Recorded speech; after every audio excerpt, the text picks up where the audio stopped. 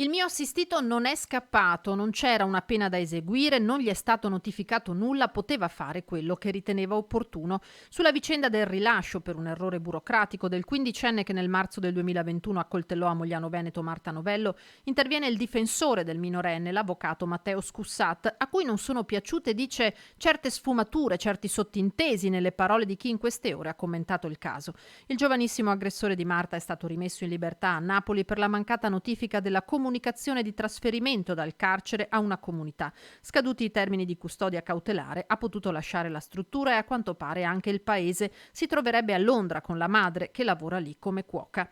Un'indiscrezione questa che ha provocato nell'opinione pubblica uno sdegno ancora maggiore. Il difensore però non ci vede una fuga, anzi, credo afferma che la madre possa aver ritenuto inopportuno che il ragazzo rimanesse a Mogliano a casa dei nonni vicino a Marta e che abbia pensato di portarlo con sé e di prendersene cura.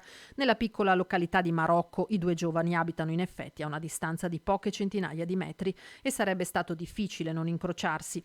Marta ha definito inammissibili e incomprensibili errori burocratici o di disattenzione di questo tipo. Ha parlato di scarsa tutela delle vittime, soprattutto di fronte a una doppia condanna in primo e secondo grado, come nel suo caso, e alla conclamata pericolosità dell'aggressore che quel pomeriggio, mentre la 26enne faceva jogging, aveva cercato di rapinarla, infliggendole poi 23 coltellate.